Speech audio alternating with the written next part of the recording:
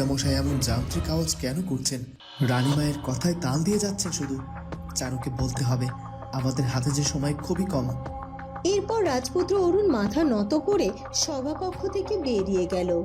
শুনুন মহারাজ, আর আমার দ্বিতীয় আদেশ, যে রাজকর্মচারী আর মন্ত্রী আমাদের বিরুদ্ধে ষড়যন্ত্র করছে তাদের উপযুক্ত শাস্তি দিতে হবে। মন্ত্রীমশাইকে তার পদ থেকে বহিষ্কার করা হোক। বেশ মন্ত্রী, তুমি বহিষ্কৃত। তার মানে চারুই কি তোমার হারিয়ে যাওয়া মেয়ে, মধুপুরের আসল রাজকন্যা?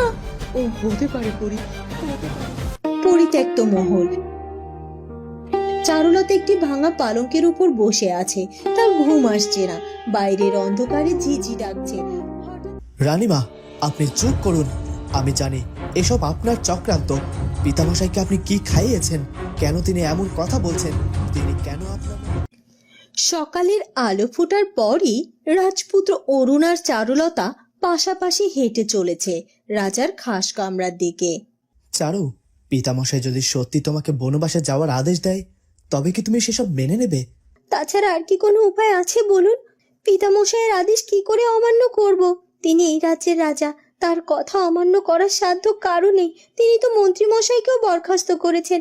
মন্ত্রীমশাইকেও তার সেই আদেশ মাথা পেতে মেনে নিতে হচ্ছে। রাজামশাইয়ের আদেশ সবাই মানতে বাধ্য ঠিকই, কিন্তু যদি সেই রাজামশাই নিজেই কারোর দাসত্বে বন্দী থাকে তবে আমাদের তো উচিত তাকে সঠিক পথ দেখানো। তুমি কি বুঝতে পারছো না চারু, যে পিতামশাই রানীমায়ের দাসত্ব করছে? রানীমা নিশ্চয়ই পিতামশাইকে কোনো না কোনো উপায়ে তার বশ করে রেখেছে। আর মন্ত্রীমশাইকে বরখাস্ত করা, তোমাকে বনবাসে পাঠানো, এসব কিছু রানীমায়ের পরিকল্পনা। তাই আমাদের উচিত রানীমায়ের এসব পরিকল্পনাকে সফল হতে না দেওয়া। তুমি শুধু একবার না করো। আমি এখনো বলছি, তুমি যদি রাজি না হও আমি পুরো রাজপ্রাসাদ তোলপাড় করে দেব।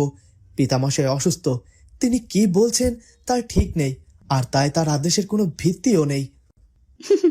রাজপুত্র, শান্ত হন। আমি যদি নাই যাই তবে রানীমা প্রচার করবেন যে আমি রাজ আদেশ অমান্য করেছি। তখন তিনি আপনাকেও দোষী সাব্যস্ত করবে। আমি চাই না আমার জন্য আপনার বা রাজ্যের কোনো ক্ষতি হোক। আমি পিতার মুখ থেকে সরাসরি শুনতে চাই, তিনি কি সত্যিই আমাকে... এ কথা বলতে বলতে তারা রাজার কক্ষের সামনে পৌঁছে যায়। ভেতরে রাজামশাই সিংহাসনে বসে আছেন। পাশে দাঁড়িয়ে আছে রানী মধুবালা, মুখে এক ক্রুদ্ধ তৃপ্তির হাসি। মধুপুরের রাজাও সেখানে উপস্থিত। পিতামশাই, এ কি শুনছি আমি? চারুলতাকে নাকি পরিত্যক্ত মহলে পাঠানো হচ্ছে। শুদ্ধিকরণের নামে নাকি তাকে বন্দী করা হচ্ছে। আপনি কি সত্যিই আদেশ দিয়েছেন? হ্যাঁ রাজপুত্র, আমি এই আদেশ দিয়েছি। রাজপরিবারের সম্মান সবার আগে।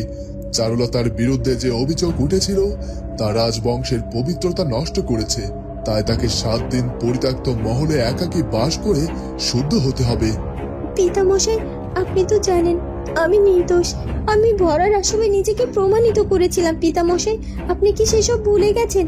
আপনি নিজেও তো আমাকে নির্দোষ প্রমাণ করেছিলেন। তবে আজ কেন আমাকে শাস্তি দিচ্ছেন? চারুলতার কথায় রাজামশাই চারুলতার দিকে তাকালেন, কিন্তু তিনি তখন সে সঠিক সিদ্ধান্ত নিতে পারলেন না।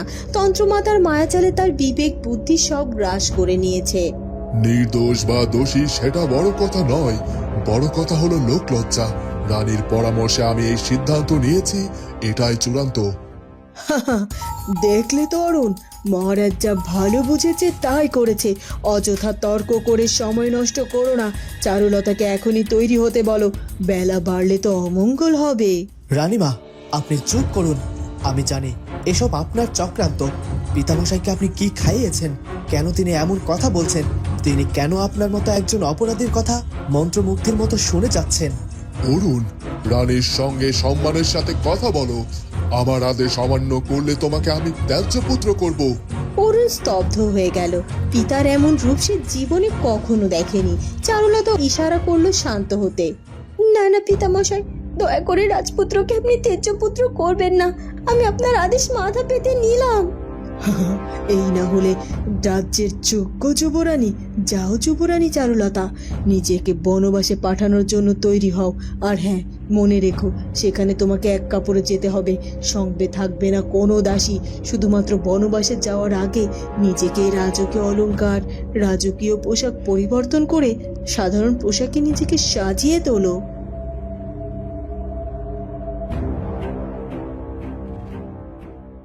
চারুলতার কক্ষ।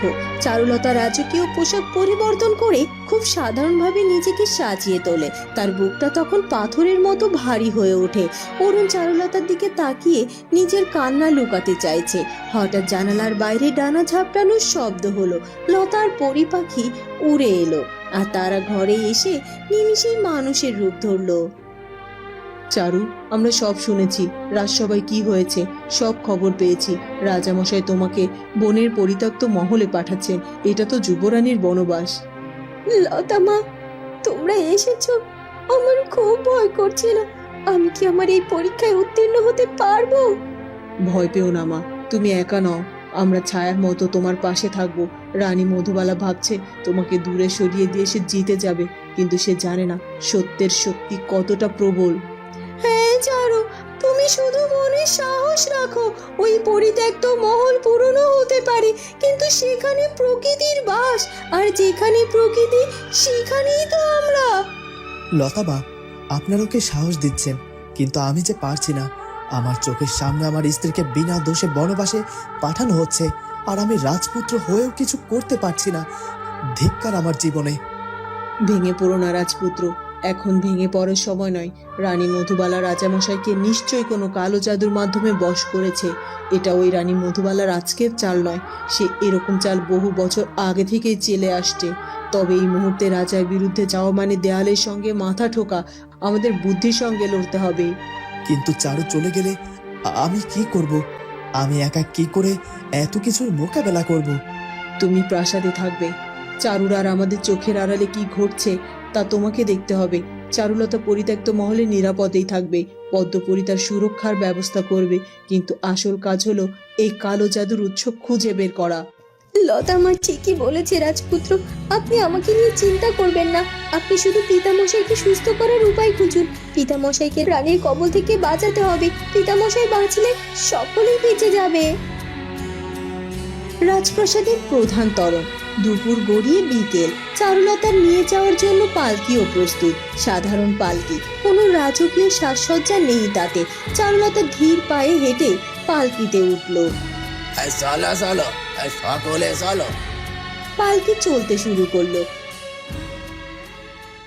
তোরণের ওপরের বারান্দায় দাঁড়িয়ে রানী মধুবালা আর জেসমিন এই দৃশ্য দেখছিল। পিসিমা, দেখো দেখো, আপদ বিদায় হয়েছে। কি শান্তি লাগছে যে আমার। শান্তি এখনো পুরোপুরি আসেনি জেসমিন। ওকে শুধু প্রাসাদের বাইরে পাঠিয়েছি। এবার আসল কাজ করতে হবে। 7 দিনের মধ্যে ও যেন আর কোনোদিন প্রাসাদে ফিরতে না পারে, সেই ব্যবস্থা করতে হবে। কিন্তু পিসিমা, রাজপুত্র অরুণ তো আমাদের উপর ভীষণ রেগে আছে। ও যদি আবার কিছু করে? রাজপুত্র অরুণ এখন শোক পালন করবে, আর সেই সুযোগে আমাদের রাজত্ব কায়েম করব আমরা। রাত নেমেছে। অরুণ তার কক্ষে আছে। লতার পরি এখনো তার সঙ্গে। লতামা, আমার মন বলছে রাজপ্রাসাদের ভেতরেই কেউ রানীমায়ের হয়ে কাজ করছে। কেউ একজন আছে যে রানী আর বাইরের সেই কালো জাদুর মধ্যে যোগসূত্র স্থাপন করছে। ঠিক ধরেছ রাজপুত্র। রানী মধুবালা নিজে কারাগার থেকে বের হতে পারেননি, অথচ রাজাকে বশ করে ফেলেছে। রাজাকে বশ করার জন্য হয়তো রাজাকে কিছু না কিছু খাইয়েছে, না হলে দূর থেকে তার উপর কোনো মন্ত্র জাদু প্রয়োগ করা হয়েছে। রানীর একার পক্ষে কারাগারে বন্দী থাকা অবস্থায় এত কিছু করা সম্ভব নয়। কেউ না কেউ তো তাকে সাহায্য করেছে, আর আমার মনে হয় রানীর কোনো বিশ্বস্ত দাসী এই কাজ করেছে। হ্যাঁ, এবার আমাদের খুঁজে বের করতে হবে রানীর সবচেয়ে কাছের দাসী কে। বিজলি। বিজলি তো রানীমার ছায়া সঙ্গী। আমি লক্ষ্য করেছি রানী জেল থেকে বেরোনোর পর থেকে বিজলিকে খুব একটা দেখা যাচ্ছে না। সে নিশ্চয়ই কোনো গোপন কাজে ব্যস্ত। হয়তো তাকে অনুসরণ করলেই রানীমায়ের পরবর্তী পদক্ষেপ সম্পর্কে জানা যাবে। তাহলে আর দেরি নয়, আজ রাত থেকে আমাদের নজরদারি শুরু করতে হবে। আমি আর পরি পাখির রূপ ধরে বিজলির উপর নজর রাখবো। ও যেখানে যাবে আমরা ওর পিছু নেব। বেশ, তবে আপনারা সাবধানে থাকবেন। রানীমা কিন্তু খুব ধূর্ত। চিন্তা করো না, আমরা সাবধানেই থাকবো। লতার পরি সঙ্গে সঙ্গে দুটি ছোট পাখির রূপ নিল এবং জানালা দিয়ে উড়ে মহলের দিকে চলে গেল। গভীর রাত, তখন সবাই ঘুমে আচ্ছন্ন। তখন দাসী বিজলি গুটি গুটি পায়ে বের হলো। সে বের হয়ে সোজা জঙ্গলের পথে হাঁটা দিল। লতা আর পরি নিঃশব্দে তার পিছু নিল। জঙ্গলের পথ অন্ধকার এবং দুর্গম। সে খুব দ্রুত হাঁটছে, যেন তার খুব তাড়া। অবশেষে বিজলি গিয়ে থামলো গভীর জঙ্গলে। গা ছমছমে পরিবেশ। সেই তন্ত্রমাতার কুটির সামনে। মাতা, তন্ত্রমাতা, আমি এসেছি। লতার পরি একটি বড় গাছের ডালে বসে সব কথা শুনছিল। এত দেরি কেন করলি? রানীর কাজটা কি হয়েছে? হ্যাঁ তন্ত্রমা, চারুলতাকে পরিত্যক্ত মহলে পাঠানো হয়েছে। রাজামশাই পুরোপুরি এখন রানীর বশে। রানীমা তো এখন মহা খুশি। তিনি আপনার জন্য এই স্বর্ণ মুদ্রার থলে পাঠিয়েছে। বিজলি একটি ভারী থলে তন্ত্রমাতাকে দেয়। তন্ত্রমা থলিটা তুলে নিয়ে বিকট হাসি হাসলেন। সোনা, এটাই তো এখন সব। মানুষের লোভের শেষ নেই। শোন, রানীকে বলিস আসল কাজ এখনো বাকি। 7 দিন সময় কিন্তু ফুরিয়ে আসছে। রানীমা জানতে চেয়েছেন চারুলতার কি হবে। ওকে কি মেরে ফেলা হবে নাকি ওই এমনিতেই শেষ হয়ে যাবে? হঠাৎ তন্ত্রমাতা গম্ভীর হয়ে গেলেন। তিনি আগুনের কুণ্ডলীর দিকে তাকালেন। মারবো বললে তো মারা যায় না রে। ওই মেয়ে সাধারণ কোনো মেয়ে নয়। আমি ধ্যানে বসে যা জেনেছি তাতে তো আমার হাত পা ঠান্ডা হয়ে যাচ্ছে। কেন মা, ওই যুবরানী চারুলতা কোনো সাধারণ মানুষ নয় নাকি? ও কি কোনো ডাইনি? ডাইনি নয় রে মূর্খ, ও যে রাজকন্যা। ওর শরীরে বইছে এক রাজবংশের রক্ত। ওর কোষ্ঠী বলছে ও হারিয়ে যাওয়া এক রাজ্যের উত্তরাধিকারিণী। রানী এখনো সেই খবরটা নিতে পারলো না যে চারুলতা সত্যি কোন রাজ্যের রাজকন্যা। গাছের ডালে বসে থাকা পাখি হেমলতার বুকটা ধড়াস করে উঠল। সে শ্বাস বন্ধ করে শুনতে লাগলো। তন্ত্রমাতা এসব কি বলছে কি পদ্মপুরী? মন দিয়ে তাদের কথা শোনো তো। হারিয়ে যাওয়া রাজকন্যা, এমন কোনো রাজ্য আছে নাকি যেখানে তাদের রাজকন্যাকে হারিয়ে ফেলা হয়েছে? হ্যাঁ, নিশ্চয় আছে। কারণ ওর শরীরে রাজচিহ্ন বা জন্মদাগ আছে। আমি আমার তন্ত্র বলে দেখেছি ওর পিঠের দিকে বা কাঁধের কাছে একটা জন্মদাগ থাকার কথা। যদি সেটা থাকে তবে জেনে রাখ, ওই মেয়ের ধ্বংস করা স্বয়ং জমেরও সাধ্যি নয়। ওর রক্ষা কবচ ওর রক্তে আছে। সর্বনাশ, রানীমা তো এসব জানেনি না। রানীকে বলিস সাবধানে থাকতে। রাজ রক্তের তেজ অনেক বেশি হয়। যদি ওই মেয়ে নিজের আসল পরিচয় জেনে যায় তবে রানী মধুবালার পতন কেউ আটকাতে পারবে না। আর তার পরবর্তী পদক্ষেপ নেওয়ার আগে সে নিজে এসে যেন আমার সঙ্গে দেখা করে যায়। এখন তুই যা। বিজলি আবার দ্রুত পায়ে প্রাসাদের দিকে রওনা দিল। বিজলি চলে যাওয়ার পরেও লতার পরি যেন কিছুক্ষণ নড়তে পারল না। লতা, তুমি শুনলে ওই তন্ত্রমাতা কি বললো? রাজকন্যা, রাজচিহ্ন। চারুলতার শরীরে বইছে রাজ রক্ত। চারুলতা সাধারণ ঘরের মেয়ে নয়, ও সত্যি কোনো রাজকন্যা। পরি, আমি আমার কানকে বিশ্বাস করতে পারছি না। পিঠের দিকে বা কাঁধের কাছে এক জন্মদাগ। আমার হারিয়ে যাওয়া আমার মেয়ের কাঁধের নিচে ঠিক এমন একটা জন্মদাগ ছিল। তার মানে চারুই কি তোমার হারিয়ে যাওয়া মেয়ে, মধুপুরের আসল রাজকন্যা? ও হতে পারে পরি, হতে পারে।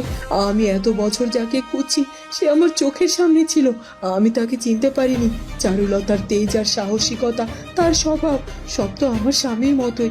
আমার চারুলতা আমার মতো পশু পাখির ভাষা বুঝতে পারে। এত কিছু দেখার পরেও আমি বুঝতে পারিনি যে চারুলতাই হতে পারে আমার হারিয়ে যাওয়া সেই রাজকন্যা।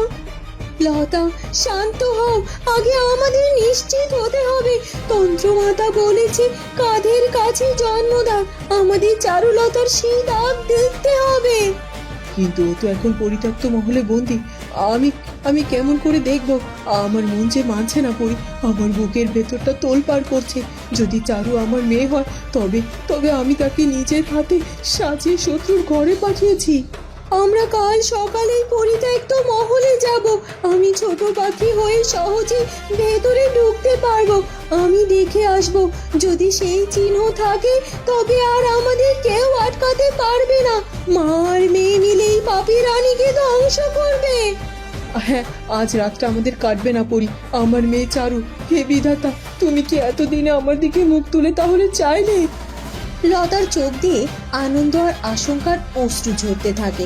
জঙ্গল তখনও শান্ত, কিন্তু লতার মনে এক প্রলয়ঙ্কর ঝড় বইছে। এক জননী তার হারিয়ে যাওয়া সন্তানকে ফিরে পাওয়ার দ্বার প্রান্তে দাঁড়িয়ে। পরিত্যক্ত মহল। চারুলতা একটি ভাঙা পালঙ্কের উপর বসে আছে। তার ঘুম আসছে না। বাইরের অন্ধকারে ঝিঝি ডাকছে। হঠাৎ তার বাঁ কাঁধের নিচটায় একটু চুলকানি অনুভব হলো। সে আনমনে সেখানে হাত দিল। উফ, এই দাগটা ছোটবেলা থেকেই আছে। আজ হঠাৎ করে এমন জ্বালা পড়া চুলকানি অনুভব কেন হচ্ছে আমার? বাবা বলতেন এটা নাকি সৌভাগ্যের লক্ষণ, কিন্তু আজ এই পোড়া কপালে সৌভাগ্য কোথায়? ছোটবেলা হয়তো নিজের জন্মদাত্রী মাকে হারিয়ে কপালটা পুড়িয়েছি। মাগো, তুমি যেখানেই থাকো, তোমার চারুকে আশীর্বাদ করো। চারুলতা তখনও জানে না তার এই সামান্য জন্মদাগটি হয়তো তার জীবনের সবচেয়ে বড় সত্য উদ্ঘাটন করতে চলেছে। সে জানে না তার আসল মা এখন তার পরিচয় জানার জন্য ব্যাকুল হয়ে আছে। বন্ধুরা, কি হতে চলেছে এরপর সেটা জানবো আমরা চারুলতা গল্পের পরবর্তী পর্বে। আর আমাদের আজকের পর্বটি ভালো লাগলে অবশ্যই আমাদের চ্যানেলটিকে সাবস্ক্রাইব করে দিও। দেখা হবে নতুন পর্বে। ধন্যবাদ।